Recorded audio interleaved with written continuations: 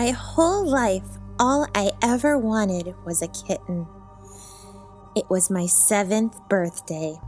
I went to bed extra early the night before, just so that I could get to my birthday even faster. My mom and dad had promised that it was going to be my favorite birthday ever, and I believed them. I could just feel it in my belly. That morning when I woke up, the sun was just rising. I looked at my alarm clock, Hello Kitty of course, and saw that it was only a little before 7. Mommy and Daddy probably weren't awake yet, and I didn't want to do anything to get into trouble, so I tried to distract myself for a while by coloring in my coloring book of kitten patterns. Mommy was always so impressed with my pictures. She thought I'd be an artist when I grew up. About an hour had passed. I'd finished 2 whole pictures already, and I couldn't wait anymore. I jumped off my bed, leaving the book and crayons behind, and raced to my parents' bedroom. They usually kept the door closed, but this morning it was open. I peeked inside. The bed was made, and they weren't there. I tiptoed my way down the steps, not quite sure where I should go next. I heard some rustling noises towards the kitchen, so I headed in that direction. Just as I was about to hit the doorway, my dad came around the corner and almost bumped into me. He scooped me up into a big hug. Well, good morning, sugar. We thought you were going to sleep the whole day away. I was just coming to wake you up. Daddy, I playfully whined. I've been up for almost an hour. Well, then let's get your super birthday started, silly goose. He ruffled my hair and set me down again. I went into the kitchen. Mom was setting a plate on the table full of a stack of strawberry pancakes. There were Hello Kitty balloons everywhere. Pink streamers and ribbon hung from the ceiling. I absolutely loved it. It was beautiful. I almost noticed in the center of the table, in front of my plate, was a big, massive box covered in Hello Kitty wrapping paper. The top was open, but it was so big I couldn't see over the top of it, not without standing on a chair. I sat down and ate my pancakes as quickly as I could. Mommy had even given me a cup of strawberry milk, and that only happened on the most special of occasions. A few times while I was eating my breakfast, I could swear I thought I saw the box shake a little, but boxes can't shake, so I must have been imagining it. When I finished up my breakfast, as Mommy cleared away the dishes I had dirtied, Daddy came and stood next to me. Okay, sweetie, why don't you climb up on your chair and take a look inside the box? On the chair, Daddy? I cried. I couldn't believe he was actually telling me to do it. Yes, sugar, he said. He very carefully moved the box closer to the edge of the table. Mommy was on the other side of the chair now. I didn't waste any time. I scrambled up onto the chair as fast as I could. Daddy helped me a little because it was awfully wobbly. I took a deep breath and looked over the edge of the box.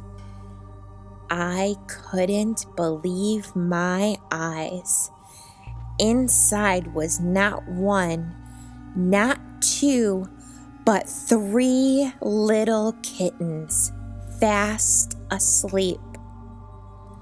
Mommy spoke softly. These little babies are all from the same litter. They are brothers and sisters, and they were so precious We just couldn't bear to separate them. So you get to pick the one you like the best, and then me and Daddy both get one. Take your time, sweetheart. Two of the kittens had a beautiful broken brown, black, and yellow fur. There was no real pattern. It almost looked like camouflage, but on a kitten. The third kitten left me breathless. It was all white as the whitest snow in the middle of Christmas. It had little pink beans on its paws and a little pink nose. I reached down to stroke it, and it stretched and yawned. It was so cute I wanted to cry. When it opened its eyes, I saw they were red, and it scared me quite a bit. I drew my hand back. "Don't be scared, sweetheart," Mommy said. "This kitty is the most special of all of them. It's called an albino kitty." I watched it for a little longer. Mommy explained that both of the brownish-colored ones were boys and that the albino kitty was a girl. I pet the two brown ones and they shifted a little, but then when I reached to pet the white one, it gave me a soft little meow and reached out towards me too. It's like she knew. She was my kitty. I want her, Mommy, and I'm gonna call her Kitty. So then all the time I can say, "Hello, Kitty." And I picked her up and snuggled her close to my chest. She looked at my face like she was trying to remember it, and then pushed her face against my cheek. I kissed the top of her head. She licked my nose, started purring, and fell asleep right in my arms. The rest was history. We were the best of friends after that. The next few months flew by pretty quickly. I was in school, but I made sure to put some pictures of Kitty in my desk because I hated being away from her all day. Tin Man and Scarecrow, stupid names Mommy and Daddy picked out, played together all the time in the house, but Kitty didn't spend too much time with them. I hated thinking about her being alone all day without me. One day when I got home from school, Mommy was very sad. I asked where Daddy was, and she said he was in the backyard. I gave her a big hug and a kiss, but she didn't really say anything else, so I went to find Daddy. He was in the backyard, and he was digging a hole in the ground. There was a shoebox next to him. "Daddy, what are you doing?" I asked. He stopped shoveling and took my hand, walking us away from the hole he was digging, away from the shoebox. "Sweetie," he said, "there was some kind of accident today. We weren't really sure what happened, but Tin Man got hurt." "Is he gonna be okay?" I asked. I was glad he didn't say Kitty, but now I understood why Mommy was sad. Tin Man was her kitty. "No, sweetie, he isn't. We found him in the kitchen, and something really hurt him. We tried to take him to the vet in this shoebox, but he didn't make it." "Didn't make it?" I asked. "No, sweetie. Tin Man stopped breathing while we were driving. He died, sugar. So now Daddy is burying him here in the backyard. He can be at rest, go to kitty cat heaven." "Oh. Will he hurt there?" I asked. "No, sweetie. He will be okay." I took a few steps towards the shoebox. "I want to see him before you bury him so I can say goodbye." Daddy rushed to me, stopping me from going to the box. No, sweetie. You should not see him. He don't look so good. Let's not disturb him in his box. He needs to be at rest now. I went back in the house. I snuggled Mommy for a little while. That seemed to make her feel better. Kitty watched me while I snuggled Mommy, and when I was done, she ran right up to me and jumped in my arms. For a few days, Scarecrow wandered through the house, meowing for Tin Man. It was a little sad. I tried to see if Kitty would play with him more, but she never wanted to spend time with anyone but me. About a month went by. It was a weekend, so I didn't have school, but I woke up early anyway. Kitty was fast asleep right next to me. I pet her a bit until she woke up and decided to take her downstairs for a treat, a little weekend surprise. As soon as I walked into the kitchen, I dropped Kitty right away. Scarecrow was laying on the floor in front of the sink.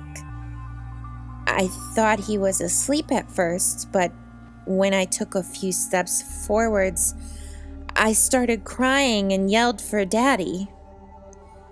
He rushed into the kitchen and saw what I saw and tried to pull me away. Mommy was there too at that point. I wouldn't let Daddy pull me away.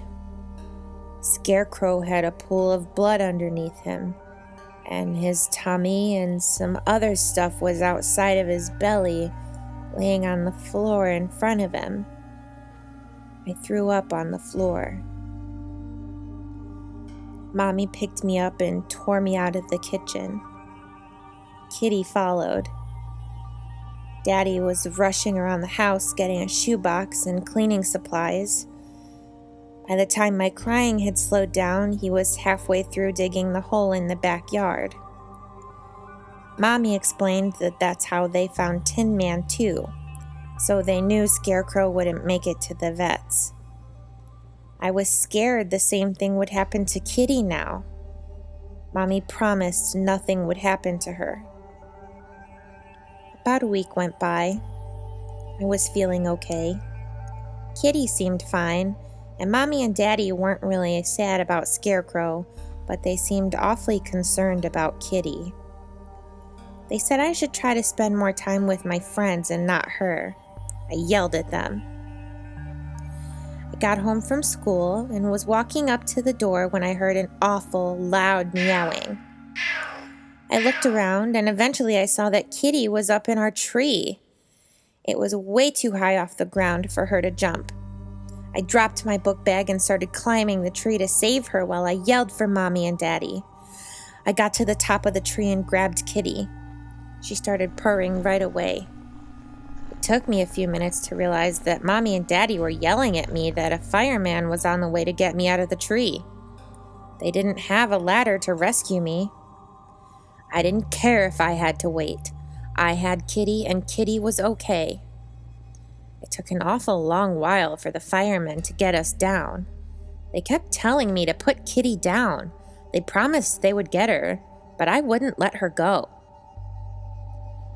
Later that evening during dinner, Daddy said something that made me so angry. He said that Mommy had put Kitty outside on purpose. They had a strong feeling that it was Kitty's fault Tin Man and Scarecrow got hurt, and they were scared Kitty might hurt me by accident. I screamed at him that Kitty didn't even pay attention to them. I played with Kitty for the rest of the night in my room until it was time to go to bed. I liked to talk to Kitty. We talked a lot. I told her that I would never let Mommy and Daddy take her away again, and that we would be together forever. As I drifted off to sleep, I felt Kitty hop off the bed and wander out of the room. A little while later, I heard her meowing and growling and hissing. It sounded like it was coming from Mommy and Daddy's room.